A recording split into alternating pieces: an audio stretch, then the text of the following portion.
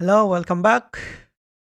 Pag-usapan natin ang ating REITs, pero bago yan, pag-usapan natin ang ating PSEI.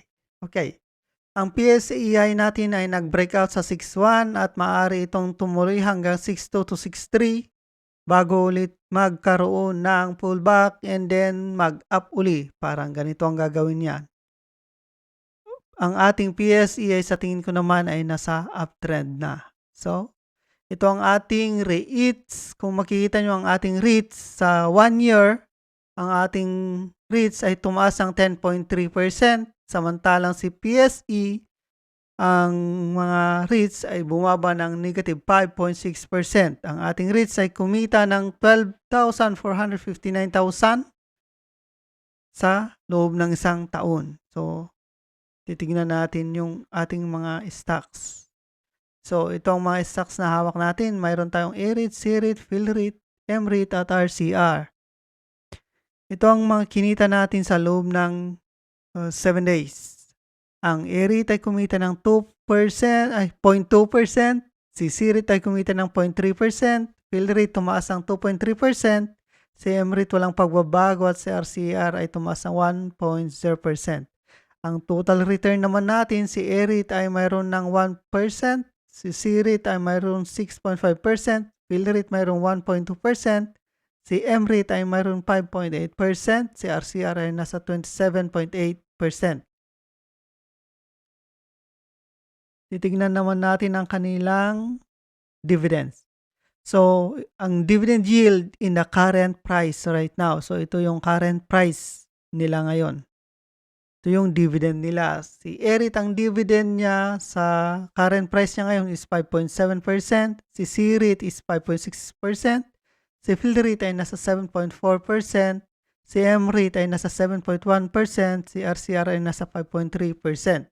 So kung bibili tayo ngayon ng REITs, ang may pinakamataas na dividend na mabibili natin is si PhilREIT at saka si M-REIT. Sila ang may mataas na dividend kung bibili pa tayo ngayon. Titingnan naman natin ang return ng ating stocks.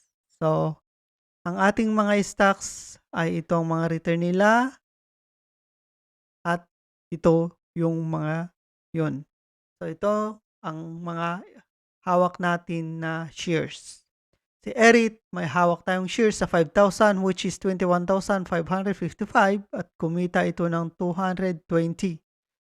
Si C-REIT, mayroon tayong hawak na 9,000 shares which is 30,810 na kumita ng 1,998.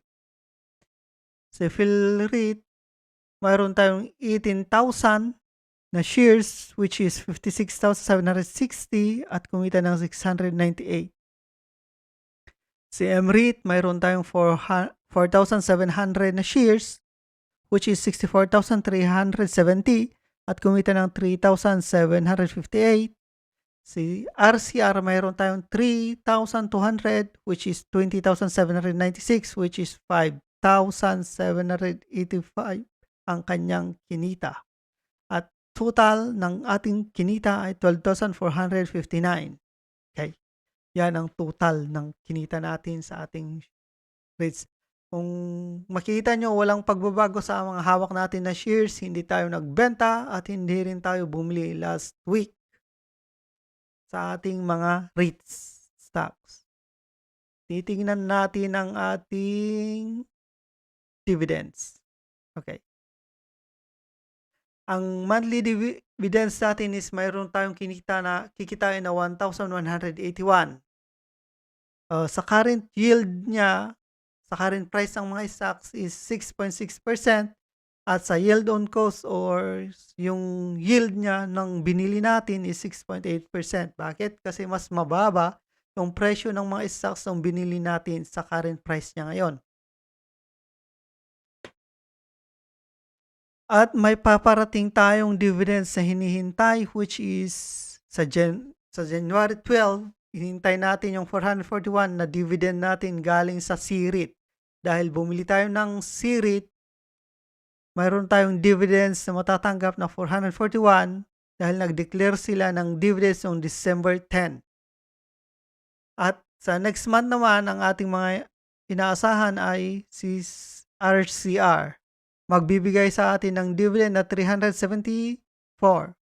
Ang ex-date niya is February 19 at makukuha natin yung pera o yung dividends sa February 28.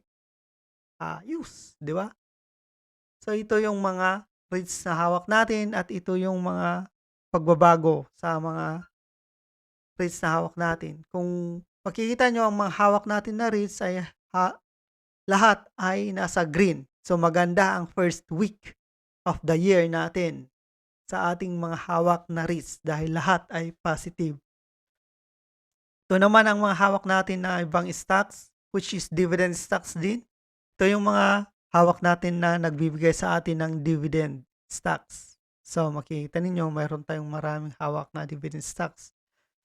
Kaso nga lang si ETI ay baka mawawala na to kasi aalis na sila sa PSEI. So ibibigay na lang nila sa atin na pera, bibilhin ulit yung shares na hawak natin dahil magdidelis na sila.